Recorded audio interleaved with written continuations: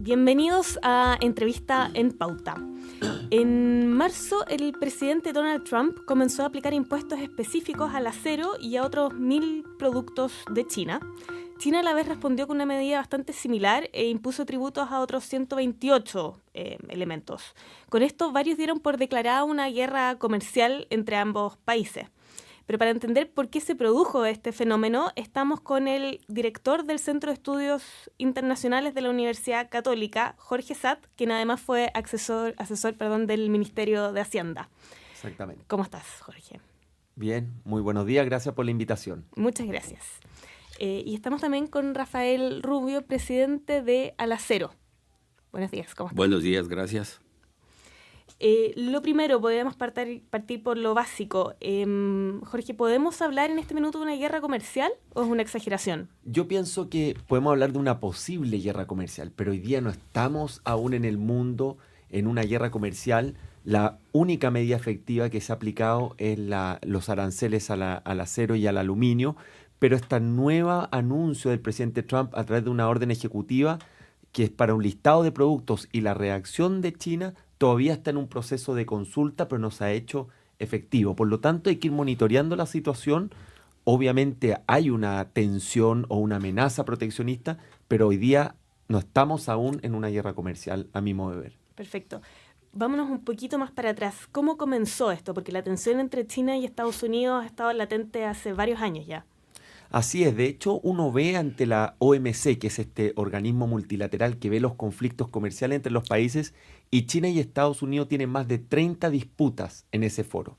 Y cuando vemos al presidente Trump en su historia reciente, ya en la campaña le molestaba este déficit comercial que tiene con China, que él lo atribuía a lo que se llama la manipulación cambiaria, es decir, que intervenía la moneda nacional china para hacer más competitiva sus empresas en el extranjero. Luego, con el acero y aluminio, invoca una ley local de seguridad del Estado. Y ahora, en este anuncio que está todavía en consulta para los nuevos productos, la razón que justifica es violaciones a la propiedad intelectual. Es decir, hemos ido viendo una fundamentación permanente con distintas leyes o distintas razones para tratar de imponer restricciones o barreras a China, que dicho sea de paso también tiene temas pendientes en materia de libre comercio. Claro.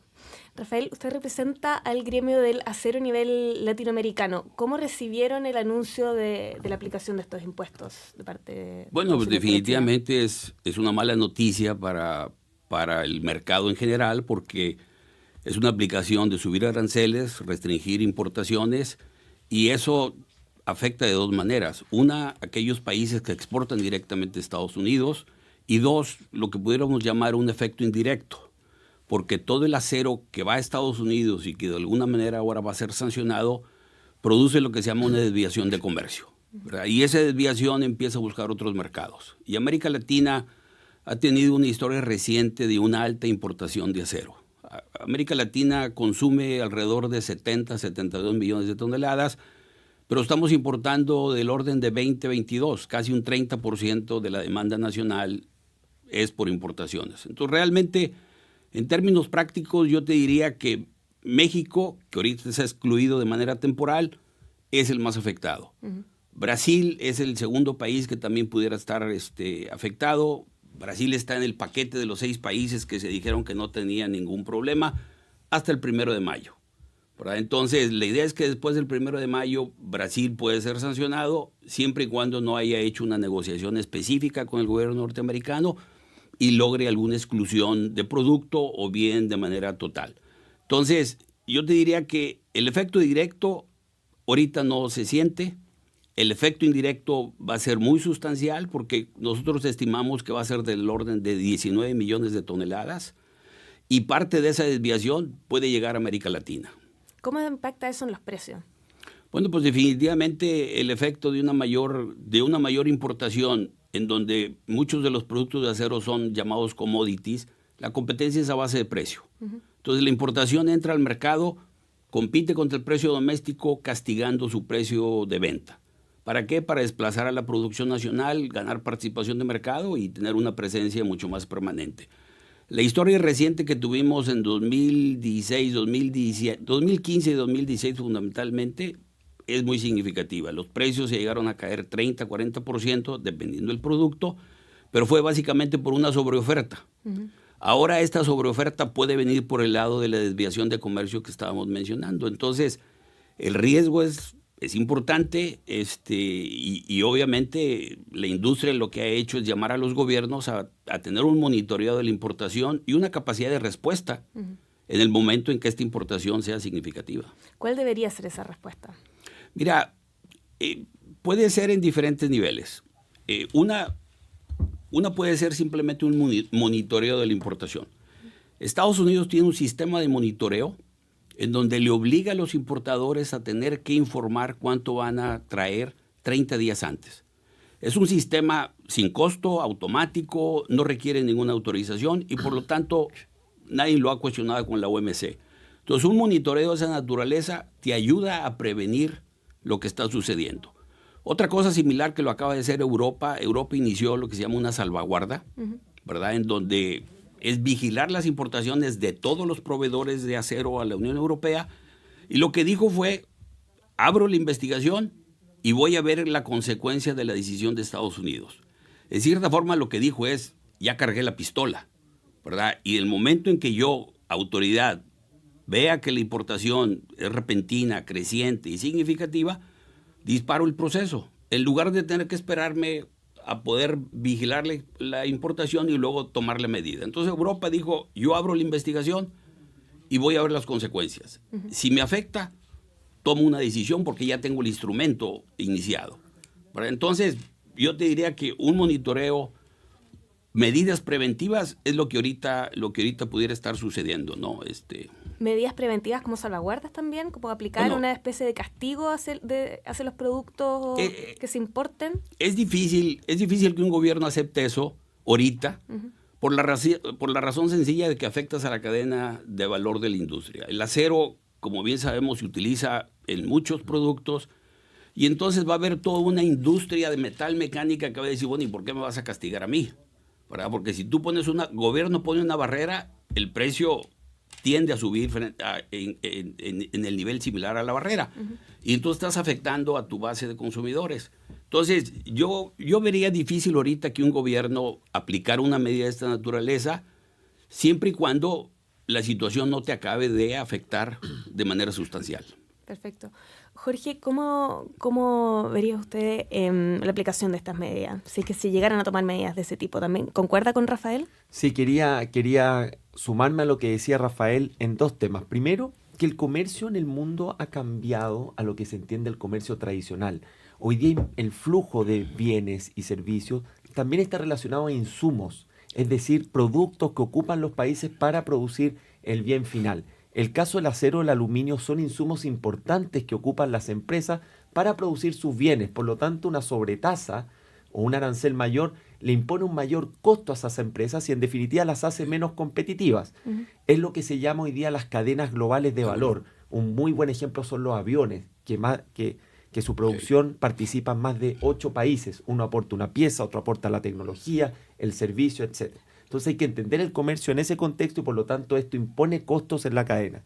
Y lo segundo es que respecto de Estados Unidos, el presidente tiene amplias facultades en la definición de su política exterior y de la política comercial. Por lo tanto, estas medidas de Trump tú las encuentras en algunas leyes, pero la clave de la discusión es la fundamentación que hay detrás.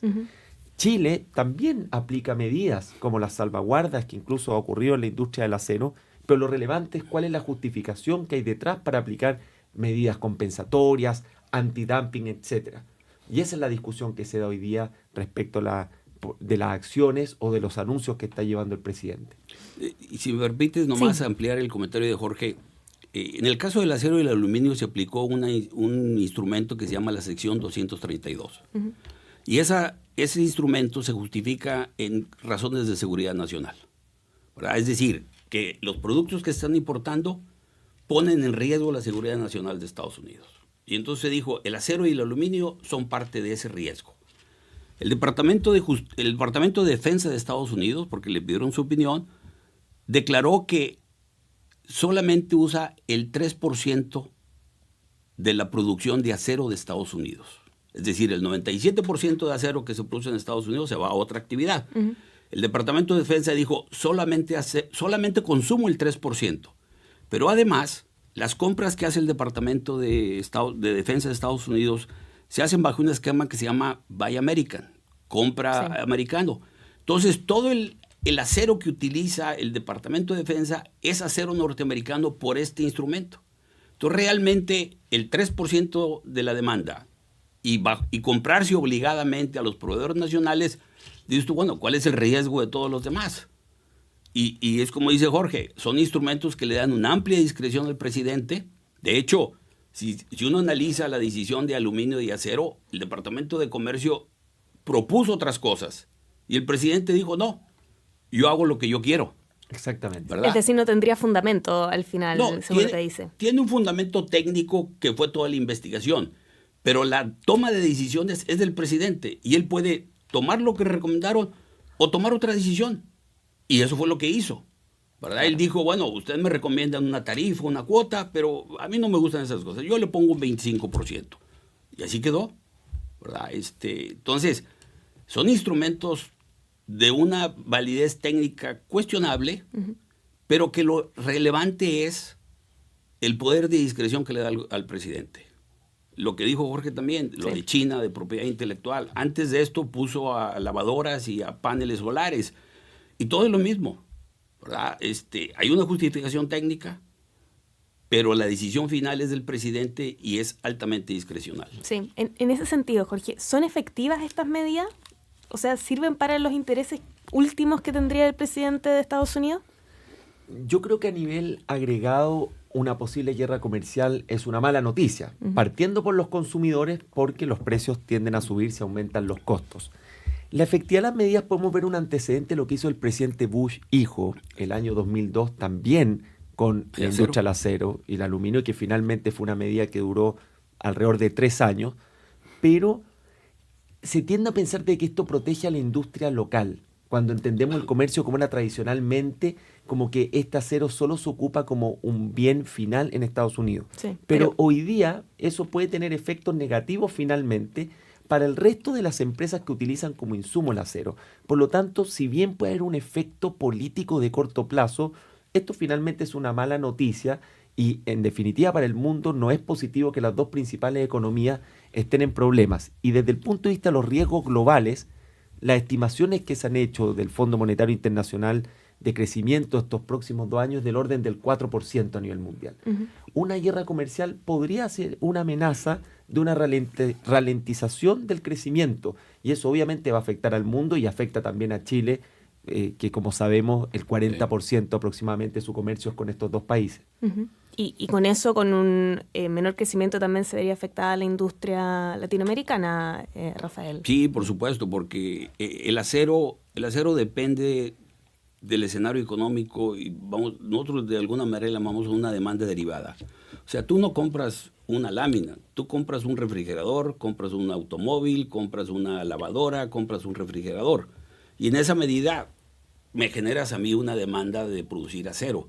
En la medida que tú no reemplaces esos productos o bienes duraderos, el que fabrica lavadoras me deja de comprar acero. El que fabrica automóviles me deja de comprar acero.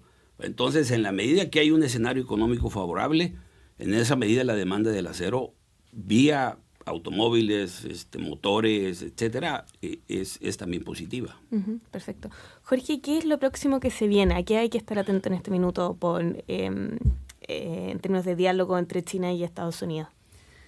Creo que hay que estar atento a ver si esto es una estrategia de negociación del presidente Trump, una estrategia de tirar el mantel y luego sentarse a conversar. Uno monitorea las declaraciones de los representantes chinos los últimos días y ya son más fuertes, o sea, hay una crítica a lo errático y a lo incierto que es las acciones que está tomando Estados Unidos.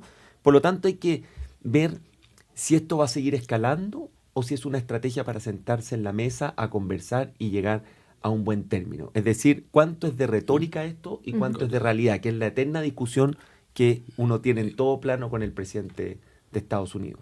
¿Cuál es su percepción? Mi percepción es que todavía estamos lejos de una guerra comercial, pero me preocupa otras situaciones geopolíticas que se están dando y que obviamente pueden tener efectos a nivel mundial. Y para Chile, que es lo que también a las personas les interesa saber, creo que no sería una buena noticia que esto siguiera escalando porque pueda generar eventualmente una desaceleración económica y eso va a impactar directamente en el precio del cobre y las materias primas, que es nuestro principal producto que exportamos a esos mercados. Perfecto. Rafael, lo último, ¿hay algún tema que en este minuto sea más urgente para la industria del acero a nivel latinoamericano que este o esta es la preocupación fundamental? No, yo creo que este es el tema actual, es el elefante en la mitad del cuarto, sobre todo porque hay una decisión en acero que ya está funcionando y que los países que supuestamente estaban excluidos, la fecha es el 1 de mayo. ¿Verdad? Entonces, para la industria esto es el punto central actualmente. Perfecto. Jorge, ¿algo querías comentar también? Una reflexión sobre el proteccionismo. El lado positivo de estas discusiones que pone en la mesa temas que están ocurriendo en el mundo y que muchas veces no están en la agenda pública. El proteccionismo ya hace una década viene sofisticándose bastante. Hoy día es aranceles lo que vemos en los anuncios, pero hay un conjunto de barreras en regulaciones, en requisitos que ponen los países, en dificultades aduaneras que también son trabas al comercio. Entonces mi reflexión final es que ojalá esto permita, desde el punto de vista de las políticas públicas y de los países, seguir avanzando en la liberación de los mercados, en la integración económica y para Chile finalmente seguir mirando su diversificación en integración económica, como lo que está ocurriendo con India, por ejemplo, donde ha aumentado significativamente el intercambio comercial. Perfecto. Pero me imagino que en el caso de Estados Unidos va a seguir siendo un actor bastante relevante, así que aunque nos abramos o fortalezcamos el comercio con esos países, lo que suceda en este minuto con Estados Unidos y con China nos va a seguir afectando. Sigue siendo nuestro segundo socio comercial Exacto. y principal inversionista extranjero en Chile. Exacto. Bueno, muchas gracias por participar en la entrevista en Pauta y los invito a seguirnos en la 100.5 y en pauta.cl. Muchas gracias. Muchas gracias.